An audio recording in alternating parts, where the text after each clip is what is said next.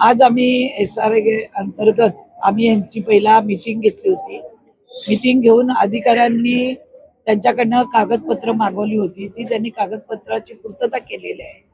2000 पर्यंतची घरं त्यांना मोफत मिळणार आहे आणि 2010 पर्यंतची जी घरं आहेत त्यांना 2.5 लाख रुपये भरायला लागणार आहेत. आणि बाकीचे ज्यांच्याकडे 2 कार्ड आहेत, 3 कार्ड आहेत, त्यांचा सुद्धा सरकार विचार करणार आहे. कारण माझं मंत्री महोदय पंकज भोईर साहेबांशी चर्चा झालेली आहे की आपल्याला प्रत्येक झोपडपट्टी धारकाला घर हे मिळालं पाहिजे.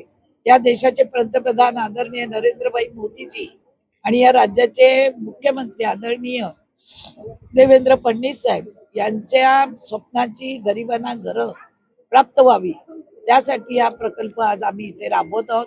बेलापूर विभागामध्ये आणि CBD विभागामध्ये ज्यांची घरं जिथे आहेत तिथे त्यांना आम्ही तो प्रकल्प राबवून त्यांना तिथे घर आम्ही देणार आहेत. आता आम्ही एक मॉडेल इथं लावणार आहोत की यांचं घर कसं असेल. आता तुम्हाला माहिती आहे झोपडपट्टीवाले काय करतात, 4-4, 5-5 लाखाला झोपडी विकतात. विकू नका. मी त्यांना आव्हान करते, तुम्ही विकलात तर मला पुन्हा कधी घर मिळणार नाही.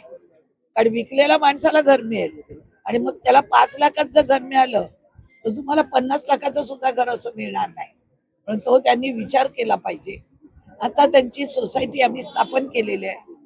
सोसायटीचे मेंबर आता आम्ही घेणार आहोत. त्यांची मीटिंग आमची ज्योती पाटील आहे, प्रमोद जोशी आहेत, हे मीटिंग घेऊन आमचा ॲडव्होकेट संतोष पळसकर आहे, अमित गाडे आहेत आमचे आर्किटेक्ट, हे सगळे मीटिंग घेऊन यांची लोक आपण 11-15 जी लागतात ती देऊन सोसायटी आपण बनवणार आहोत. पण तत्पुरती आपल्याला ही झोपडपट्टी झोपडपट्टी घोषित करावी लागेल. DP प्लॅन मध्ये आहे पण ती घोषित करून अधिकारी वर्ग मला बोलले आम्ही करू, पण आम्ही पण त्यांना मदत करणार आणि घोषित झाली तर आम्ही ह्या दिवाळीपर्यंत आम्ही इथं भूमिपूजन करणार.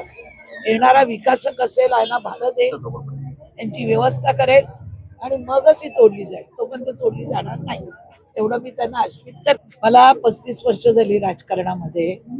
या गरिबांच्या झोपड्या मी कधी कुठल्या अधिकाऱ्याला बोलली नाही की या झोपड्या तोडा, त्यांना पाणी देऊ नका, त्यांना शौचालय देऊ नका, त्यांना रस्ता देऊ नका.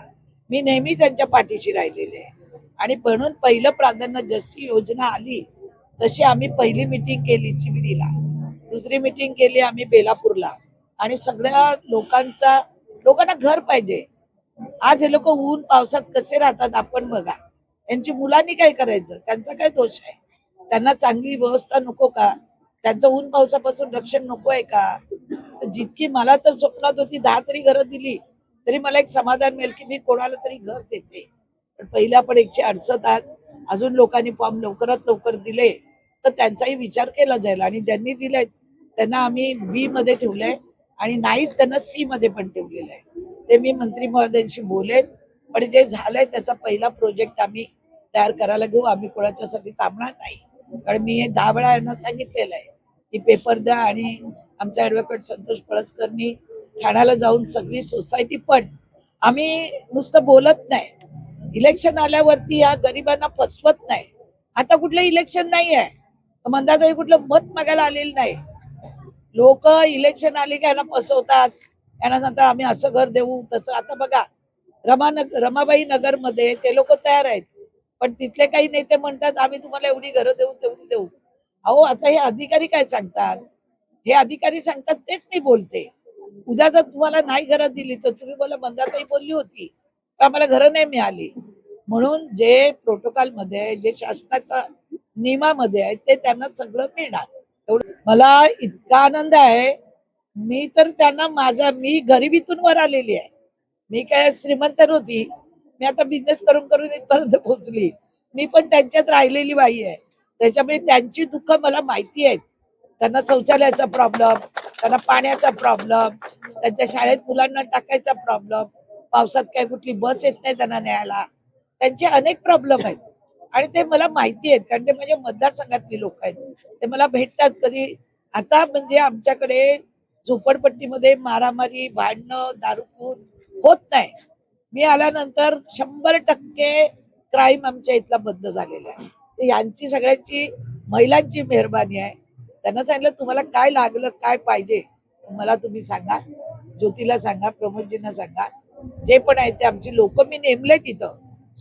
त्यांचे पण कोणचं राहिलंय, संतोषला भेटा, ज्योती कोणाकोणाचं राहिलंय तो आता बस, त्यांची नावं बिवं घे, त्यांची घेतलेत का बघ.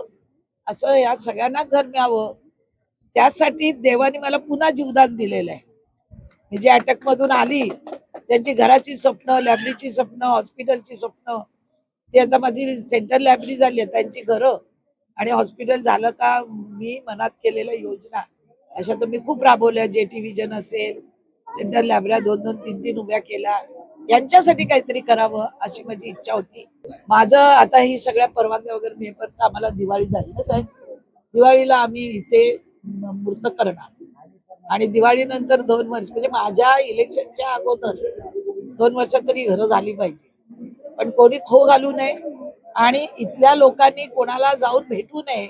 नाहीतर तुमचा सगळा प्रकल्प पुढे गेला यांच्या लीडर इथल्या, हा प्रकल्प होऊन देणार नाही. तिथे नतदृष्टा लोक आहेत.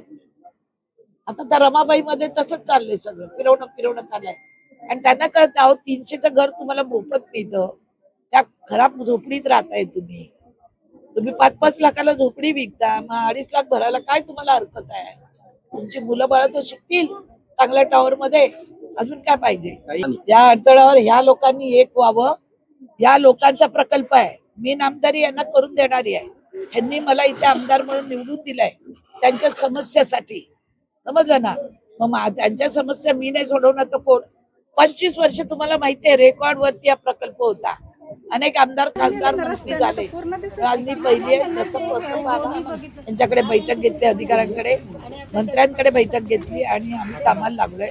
आणि निश्चित स्वरूपामध्ये जो कोणी झोपडपट्टीवाल्यांच्या नादाला लागला तर ते झोपडपट्टीवाला त्यांना त्यांची घरची जागा दाखवतील.